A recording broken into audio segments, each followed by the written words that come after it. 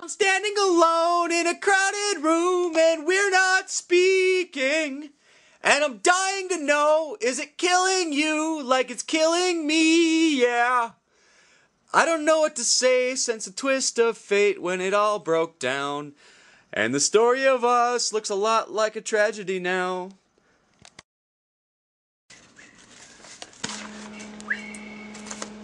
Page 83. Numbering of let's see. As Professor Elias J. Bickerman points out, the numbering of Olympiads was introduced by Timaeus or by Aristophanes, and Dr. Alan Samuel specifies the Olympiad reckoning system originated by Philistus was subsequently used in a historical context by Timaeus, and from then on we find historical chronologies based on the Olympiads. So whatever the original Olympics, records of that is another chain of evidence that you can use to date stuff. Timaeus Sicelus wrote a history of Sicily, his native country, in 264 BCE, and Aristophanes, the librarian in the famous Library of Alexandria in Egypt, published his Chronographia some decades later. The Olympiad reckoning, then, like the Christian era, was introduced more than 500 years after the year was chosen as a starting point for that era. How did the Greek historians manage to fix a date for the first Olympiad as well as other dates, for example the first year of Cyrus, hundreds of years later? What kind of sources were at their disposal? This whole book is we're talking about, like, how can you have historical evidence or information, how do you figure out when that was exactly relative to our timeline? Because you can have, even if you have details about, like, how relating stuff to itself, you know, this fact in the past, you need to understand our current calendar was, like, invented after all of that. So you have to, like, be able to find a way to pin it down to say, when is this date relative, you know, in our numbering system, basically. They studied lists of victors in the quadrennial games kept at Olympia, but unfortunately such lists have not been kept continuously all the way from the beginning. As Dr. Samuel points out, the first list was drawn up by Hippias at the end of the 5th century BC, that is around 400 BCE. The Hellenistic times, the list of victors was complete and reasonably consistent, and the framework for chronology was established and accepted. But was the list reliable? Samuel continues, whether all this was right or whether events were assigned to years correctly is another matter. Pointing out the shrewd Plutarch had his doubts. He goes on to caution that we too should be very dubious about chronographic evidence from Olympiads much before the middle or beginning of the 5th century. So basically the Olympiad records are good back to about the 5th century BCE, like 500 BCE. Before then, you have to be careful, since the records aren't complete. The Westchester Society's confidence in the Olympiad reckoning is even more illusory, however. This is because while they accept the Olympiad dates given by ancient historians for the reign of Cyrus, they rejected the Olympiad dates given by those historians for the reign of Artaxerxes I, despite the fact his reign fell much closer to our time. Thus, when Julius Africanus, in his chronography, published in 221-222 CE, the dates of the 20th year of Artaxerxes to the 4th year of the 83rd Olympiad. So you have, like, ancient person, Julius Africanus, he states that the 20th year of Artaxerxes is the same as the 4th year of the 83rd Olympiad. That's how you do things. 20th year of Artaxerxes equals 4th year, or the 4th year of the 83rd Olympiad. So you can, they're pinning those two chronologies together. Corresponding to 445 BCE, this date is rejected by the Westchester Society in preference of 455 BCE, as was noted earlier, footnote 14. As in the case of Ptolemy's canon, then the Society again uses a witness that at other times is completely rejected. So they use a witness, they use a source of information, and then when it's not convenient, they reject it. So they're not serious about being correct. They'll cite a source, and then they'll later on reject the source if it doesn't match their expectations. It's kind of a theme through the whole thing here. And this is the sole reason that in those areas the evidence is unfavorable to its teachings. So if it doesn't match, whatever, the same source they already cited doesn't support their views, then they reject the source at a later time. They do that many times. They're kind of famous for that. Famous for quoting out of context, misquoting, citing sources for authority, and then like misusing that information, or rejecting the same source if it's not convenient for their purposes. Aside from the Watchtower Society's inconsistency, the Olympiad datings preserved by Diodorus, Africanus, and Eusebius, indicating 539 BC as the date for the fall of Babylon, cannot be alone be used to establish a date as an absolute date in which the chronology of the Hebrew Scriptures can be based. This is due to the simple fact already presented that the Olympiad reckoning system was not actually instituted until the 3rd century BCE, or 3 centuries after the fall of Babylon. Astronomy and the year 539 BCE.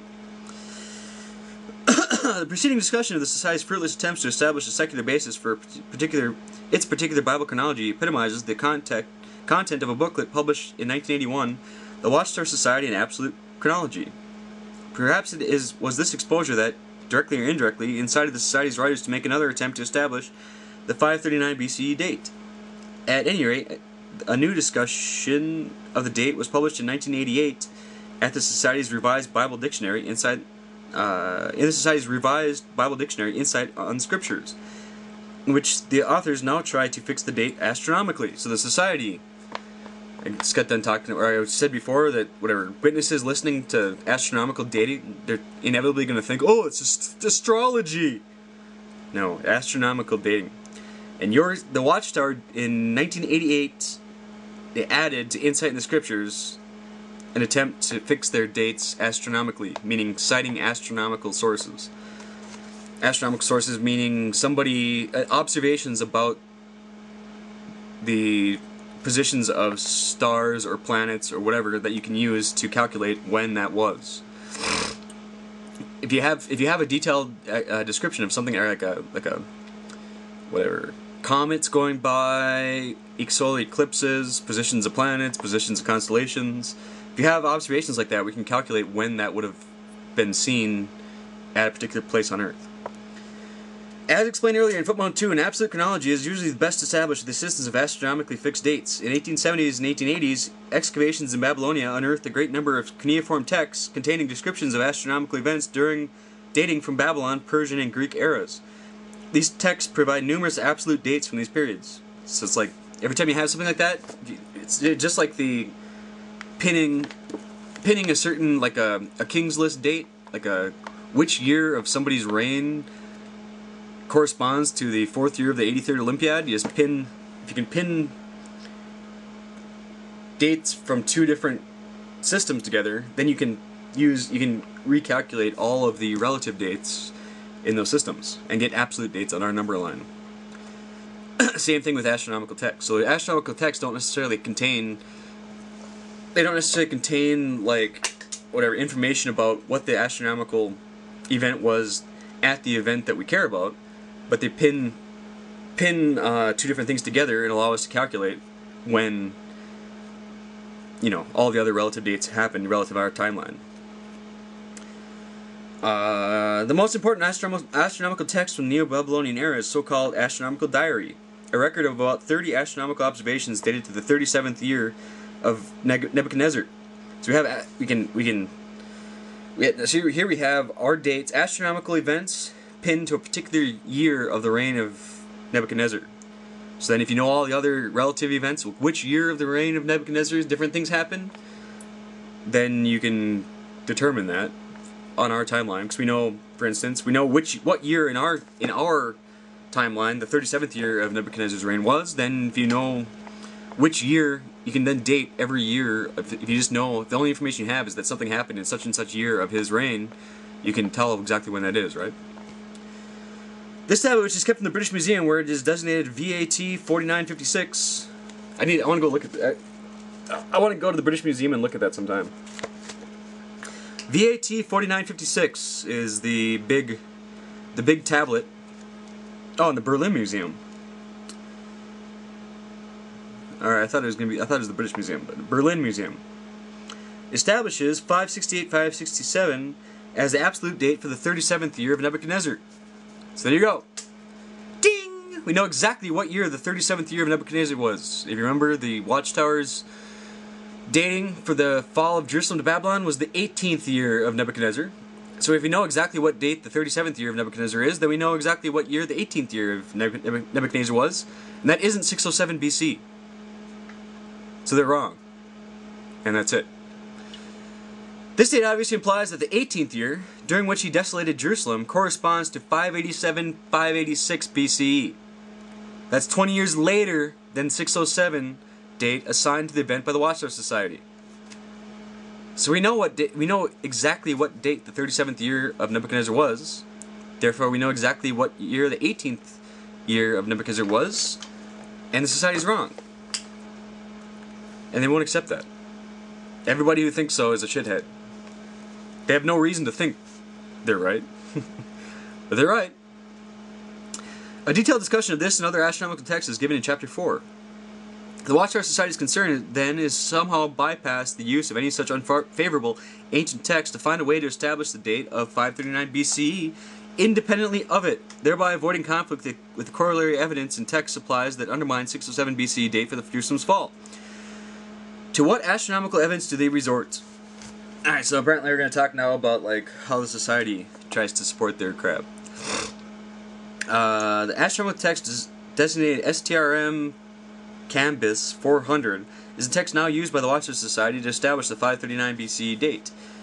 It is a tablet dated from the 7th year of Cambyses, the son of Cyrus, referring to two lunar eclipses mentioned in the text, eclipses which modern scholars have identified with the lunar eclipses that were visible at Babylon on July 16th. This is the society using astronomical evidence. The lunar eclipses that were visible at Babylon on July 16th, 523 BCE, and January 10th, 522 BCE, the society concludes, thus this tablet established the 7th year of Cambyses II as the beginning in the spring of 523 BCE. This is an astronomically confirmed date. So the society is using astronomical dating. So we're in the same, both, the discussion is all in secular sources, not the Bible. If you think the simplest explanation is usually the easiest, there's just review here. There's a tablet dated to the 7th year of Cambyses, the son of Cyrus. Two lunar eclipses mentioned in the text. Whatever. Knowing exactly, we're talking about when Nebuchadnezzar did something, right? So if you have different evidence that directly points to Nebuchadnezzar, which year of Nebuchadnezzar's reign, that's better evidence than somebody else's reign. The son of a guy. There's more links in the chain to try to get the society's argument than simply know. We know which year 37th year of Nebuchadnezzar was, based on one, a direct. We know which year of what we know. We have Nebuchadnezzar's reign dated directly. So referring to other stuff doesn't really make a lot of sense, does it? To try to infer when the 18th year of Nebuchadnezzar's reign was. Let's go refer to the son of a different guy. Just doesn't make a lot of sense. To what does this lead?